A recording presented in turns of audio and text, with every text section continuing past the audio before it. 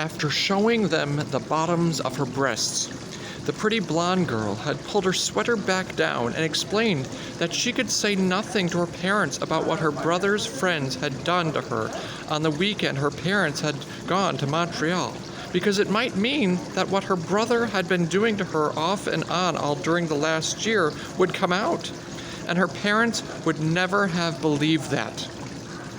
The blonde girl's voice was as calm as her face, her tone perfectly rational. When she finished, there was a thunderstruck pause, a moment during which Jessie had felt something tearing loose inside her and heard 100 ghostly interior voices screaming in mingled hope and terror, and then Ruth had spoken. "Why wouldn't they believe you?" she demanded. "Jesus, Liv, they burned you with live cigarettes. I mean, you had the burns as evidence. Why wouldn't they believe you? Didn't they love you?" Yes, Jessie thought, yes, they loved her, but yes, the blonde girl said they loved me. They still do, but they idolized my brother Barry. Sitting beside Ruth, the heel of one not quite steady hand resting against her forehead, Jessie remembered whispering, "Besides, it would have killed her." Ruth turned to her, began, "What?" And the blonde girl, still not crying, still eerily calm, said, "Besides, finding out something like that would have killed my mother." And then Jessie had known she was going to explode if she didn't get out of there. So she had gotten up, springing out of her chair so fast she had almost knocked the ugly, bulky thing over. She had sprinted from the room, knowing they were all looking at her, not caring. What they thought didn't matter. What mattered was that the sun had gone out, the very sun itself. And she told, and if she told, her story would be disbelieved only if God was good. If God was in a bad mood, Jessie would be believed. And even if it didn't kill her mother, it would blow the family apart like a stick of dynamite in a rotten pumpkin. So she had run out of the room and through the kitchen and would have belted right on through the back door, except the back door was locked. Ruth chased after her, calling for her to stop. "Jessie, stop!" She had, but only because that damned locked door made her. She'd put her face against the cold, dark glass, actually considering, yes, for just a moment she had, slamming her head right through it and cutting her throat, anything to blot out that awful gray vision of the future ahead and the past behind. But in the end, she had simply turned around and slid down to the floor, clasping her bare legs below the hem of the short skirt she'd been wearing and putting her forehead against her upraised knees and closing her eyes. Ruth sat down beside her and put an arm around her, rocking her back and forth, crooning to her, stroking her hair, encouraging her to give it up, get rid of it, sick it up. Let it go. Now lying here in the house on the shore of Kashwakamak Lake, she wondered what had happened to the tearless, eerily calm blonde girl who had told them about her brother Barry and Barry's friends. Young men who had clearly felt a woman was just a life support system for a cunt, and that branding was a perfectly just punishment for a young woman who felt more or less okay about fucking her brother, but not her brother's good buddies. More to the point, Jessie wondered what she had said to Ruth as they sat with their backs against the locked kitchen door and their arms around each other. The only thing she could remember for sure was something like, "He never burned me, he never burned me, he never hurt me at all." But there must have been more to it than that, because the questions Ruth had refused to stop asking at all pointed clearly in just one direction, toward Dark Score Lake and the day the sun had gone out. She had finally let Ruth rather than tell, just as she had left Nora rather than tell. She had ran just as fast as her legs could carry her. Jessie Mahout Burlingham, also known as the amazing gingerbread girl, the last wonder of a dubious age, survivor of the day the sun had gone out, now handcuffed to the bed and able to run no more. "Help me," she said to the empty bedroom, now that she had remembered the blonde girl with the eerily calm face and voice and the stipple of old circular scars on her otherwise lovely breasts. Jessie could not get her out of her mind, nor the knowledge that it hadn't been calmness, not at all, but some fundamental disconnection from the terrible thing that had happened to her. Somehow, the blonde girl's face became her face, and when Jessie spoke, she did so in the shaking, humbled voice of an atheist who has been stripped of everything but one final long-shot prayer. Please help me. It wasn't God who answered, but the part of her which apparently could speak only while masquerading as Ruth Neary. The voice now sounded gentle, but not very hopeful. I'll try, but you have to help me. I know you're willing to do painful things, but you have to think painful thoughts too. Are you ready for that? This isn't about thinking, Jessie said shakily in thought. So that's what Goodwife Burlingame sounds like out loud. It's all about, well, escaping. And you must have to muzzle her, Ruth said. She's a valid part of you, Jessie, of us, and not really a bad person, but she's been left to run the whole show for far too long, and in a situation like this, her way of dealing with the world is not much good. Do you want to argue the point? Jessie didn't want to argue that point or any other. She was too tired. The light falling through the west window was growing steadily hotter and redder as sunset approached. The wind gusted, sending leaves rattling along the lakeside deck, which was empty now. All the deck furniture had been stacked in the living room, the pines soft. The back door banged. The dog paused, then resumed its noisome smacking and ripping and chewing. I'm so thirsty, she said mournfully.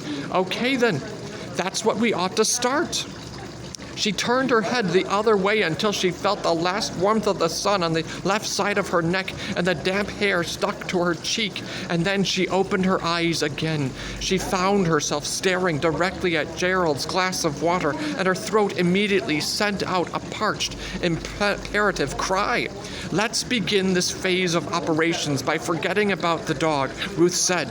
The dog is just doing what it has to do to get along, and you've got to do the same. I don't know if I can forget it, Jessie said. I think you can, Toots. I really do.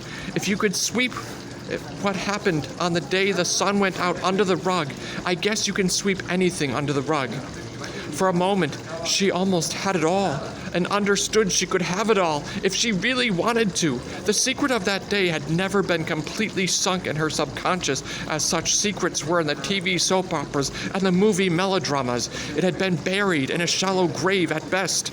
There had been some selective amnesia, but of a completely voluntary sort.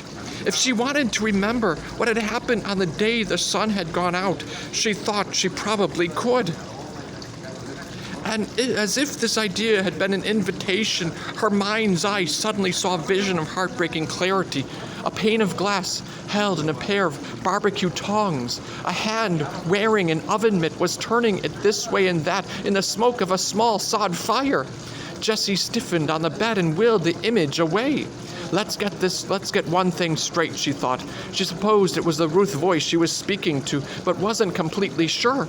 She wasn't really sure of anything anymore. I don't want to remember, got it? The events of that day have nothing to do with the events of this one. They're apples and oranges. It's easy enough to understand the connections. 2 lakes, 2 summer houses, 2 cases of secret silence hurt harm. Sexual hanky-panky, but remembering what happened in 1963 can't do a thing for me now except add to my general misery. So let's just drop that whole subject, okay? Let's forget Dark Score Lake. What do you say, Ruth? She asked in a low voice, and her gaze shifted to the batik and butterfly across the room. For just a moment, there was another image, a little girl, somebody's sweet little pumpkin, smelling the sweet aroma of aftershave and looking up into the sky through a piece of smoked glass, and then it was mercifully gone. She looked at the butterfly for a few moments longer, wanting to make sure those old memories were going to stay gone, and then she looked back at Gerald's glass of water. Incredibly, there were still a few slivers of ice floating on top, although the darkening room continued to hold the heat of the afternoon sun and would for a while longer. Jessie let her gaze drift down the glass, let it embrace those chilly bubbles of condensation standing on it. She couldn't actually see the coaster on which the glass stood. The shelf cut it off. but she didn't have to see it to visualize the dark, spreading ring of moisture forming on it as those cool beads of condensate continued to trickle down the sides of the glass and pool around it at the bottom. Jessie's tongue slipped out and swiped across her upper lip, not imparting much moisture. "I want a drink," the scared, demanding voice of the child of somebody's sweet little pumpkin yelled. "I want it, and I want it right now." But she couldn't reach the glass. It was a clear-cut case of so near and yet so far. "Ruth, don't give up so easy. If you had hit the goddamn dog with an ashtray, Tootsie, maybe you can get the glass. Maybe you can." Jessie raised her right hand again, straining as hard as her throbbing shoulder would allow, and still came up at least 2.5 inches short. She swallowed, grimacing at the sandpapery jerk and clench of her throat. "See?" she asked. "Are you happy now?" Ruth didn't reply, but Goody did. She spoke up softly, almost apologetically, inside Jessie's head. She said it, not reach it. They might not be the same thing. Goody laughed in an embarrassed, "Who am I to stick my oar in way?" And Jessie had a moment to think again how surpassingly odd it was to feel a part of yourself laughing like that, as if it really were an entirely separate entity. If I had a few more voices, Jessie thought, we could have a goddamn bridge tournament in here. She looked at the glass a moment longer, then let herself flop back down on the pillows so she could study the underside of the shelf. It wasn't attached to the wall, she saw. It lay on 4 steel brackets that looked like upside-down capital L's, and the shelf wasn't attached to them either. She was sure of it. She remembered once when Gerald had been talking on the phone and had absent-mindedly attempted to lean on the shelf.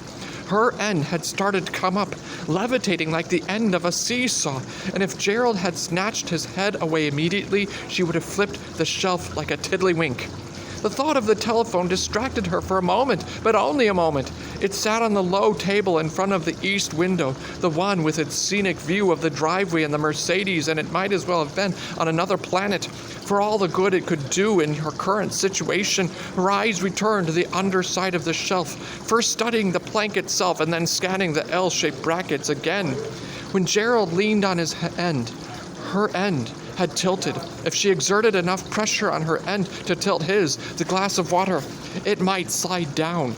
She said in a hoarse, musing voice, "It might slide down to my end. Of course, it might also go sliding gaily right past her to shatter on the floor, and it might bang into some unseen obstacle up there and overturn it before it ever got to her. But it was worth trying, wasn't it?"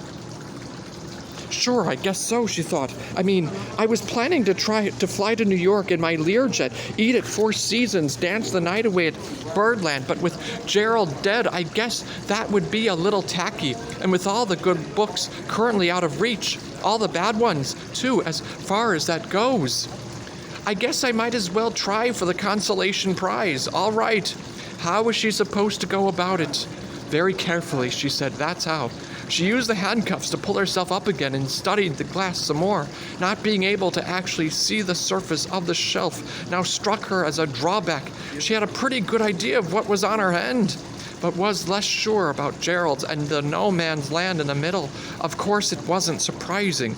Who but someone with an eidetic memory could reel off a complete inventory of the items on a bedroom shelf? Who would ever have thought such things could matter? Well, they matter now. I'm living in a world where all the perspectives have changed. Yes, indeed. In this world, a stray dog could be scarier than Freddy Krueger. The phone was in the twilight zone, the sought-for desert oasis, a goal of 1,000 grizzled foreign legionnaires. In 100 desert romances was a glass of water with a few last slivers of ice floating on top. In this new world order, the bedroom shelf had become a shipping lane as vital as the Panama Canal, and an old paperback western or mystery in the wrong place could become a lethal roadblock. Don't you think you're exaggerating a little? She asked herself uneasily, but in truth she did not. This would be a long odds operation under the best of circumstances, but if there was junk on the runway, forget it. A single skinny Hercule Poirot or one of the Star Trek novels Gerald read and then dropped like used napkins wouldn't show above the angle of the shelf. But it would be more than enough to stop or overrun the water glass. No, she wasn't exaggerating.